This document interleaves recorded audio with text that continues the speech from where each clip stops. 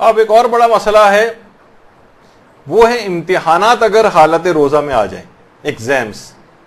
آیت اللہ سیستانی نے باقاعدہ ایک بڑا مفصل اس کے اوپر اپنا ایک فتویٰ روزہ اور امتحانات کے سلسلے میں ایک دیا ہے. اچھا وہ بھی ہم آپ کے سامنے اس کے ترجمے کے طور پر، تو آپ دیکھیں گے اس سے اندازہ ہوگا کہ روزہ چھوڑنا کتنا مشکل کام ہے، شریعت نے کتنے اس میں سختی کی ہے. اچھا اب آپ مرحلے وار جس طریقے سے ابھی آپ نے ایسے افراد جن کی نوعیت ملازمت کی ایسی ہے ان کے لیے کتنے مراحل ہیں، اسی طریقے سے ایگزامس اور روزہ اس کے مرحلے کیا ہیں.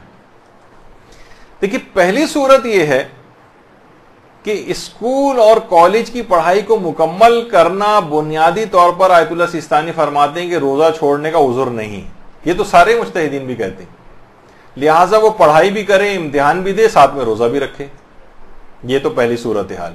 یہ عذر نہیں ہے کہ میرے ایگزام ہے تو میں روزہ چھوڑ دوں، نہیں، پڑھائی بھی کریں، روزہ بھی رکھیں. اچھا اسٹوڈنٹ جو ہے، جو طالب علم ہے، وہ روزہ اور پیپر ایک ساتھ نہیں کر سکتا. اگر ایسی صورتحال ہے تو پھر ایک صورتحال یہ بنے گی، اب آیت اللہ خود سیستانی فرماتے ہیں پڑھائی چھوڑ دے اگر ممکن ہے، روزہ رکھے.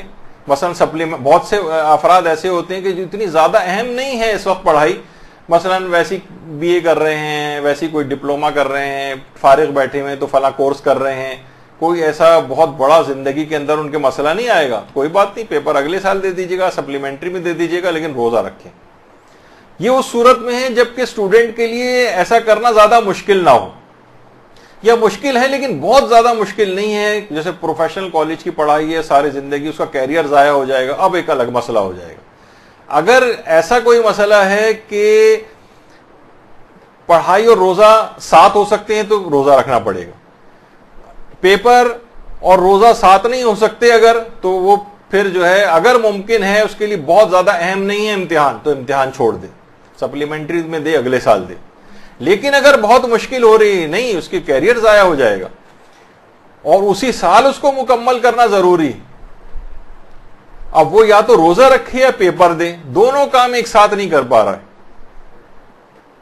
اور پڑھائی چھوڑ رہا ہے تو پورا سال ضائع ہو رہا ہے، وہ اور ایک اور مشکل کا شکار ہو جائے گا. اب فرماتے ہیں کہ دو باتیں ہوں گی. پہلے چیز یہ کہ اگر وہ پیپر والے دن 22 کلومیٹر سفر کر سکتا ہے تو اپنے روزے کو قصر کر لے. 22 کلومیٹر سفر کرے، سفر کر کے 22 کلومیٹر واپس آئے گا، 22 کلومیٹر کے بعد کھا پی سکتا ہے، پھر واپس آ جائے وہاں، کھا پی کے واپس آئے. ہاں یہ ضرور ہے کہ اگر 22 کلومیٹر کے بعد اس نے کچھ کھایا نہیں اور ویسے ہی وہ اپنے وطن واپس آ گیا تو اپنے وطن اگر واپس آ جائے اور منافی روزہ کوئی کام نہ کیا ہو تو اس روزے کو پورا کرنا واجب ہو جائے گا.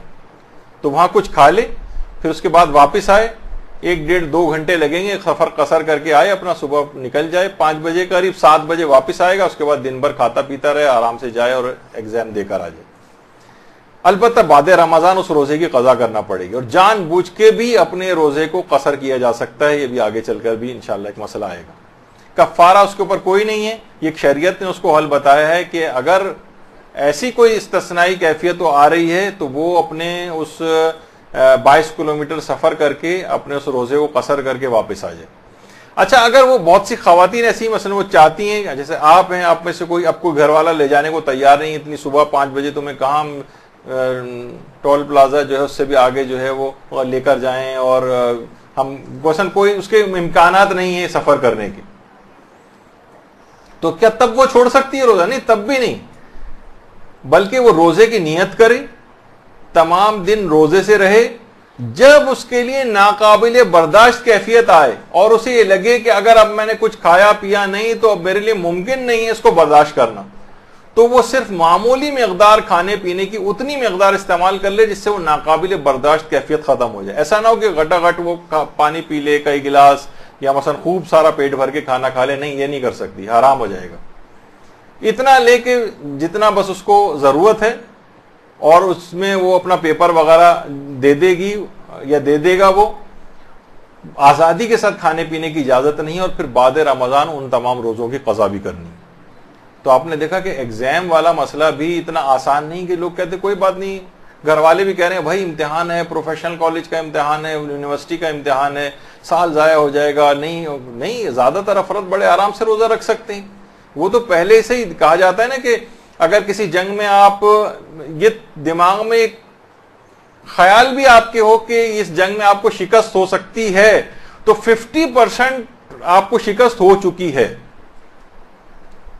صرف امکان رکھنے کے. ہمیشہ یہ ہوتا ہے کہ نہیں ہمیں فاتح ہونا ہے تو پھر آپ کو فتح ملے گی, ورنہ اگر پہلے سے ہار مان کے بیٹھ گئے یا دماغ میں سوچ کے بیٹھ گئے کہ میری طبیعت کہیں خراب نہ ہو جائے تو وہ سائیکولوجیکل ایک برڈن بھی آپ کے اوپر آ جائے گا اور ایسا لگے گا جیسے واقعی طبیعت ایسی خراب ہو رہی ہے کہ جیسے جان نکل جائے گی.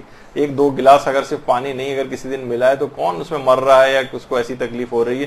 تھوڑی سی پریشانی ضرور ہے کہ پیاس زیادہ لگ رہی ہے, بھوک زیادہ لگ رہی ہے, یہ ہو رہا ہے, لیکن یہ کمزوری بھی ہو رہی ہے تو اس سے روزے پہ کوئی فرق نہیں پڑنا چاہیے اور جائز نہیں. باقاعدہ یہ والا تفصیلی فتویٰ آقا سیستانی کی ان کی آفیشیل ویب سائٹ کے اوپر بھی استفتاءات کے سیکشن میں موجود ہے, کوئی عربی کے اندر دیکھنا چاہے تو وہاں اس کو مل جائے گا. برحمتک یا ارحم الراحمین وصلی اللہ علی محمد وآلہ الطاہرین.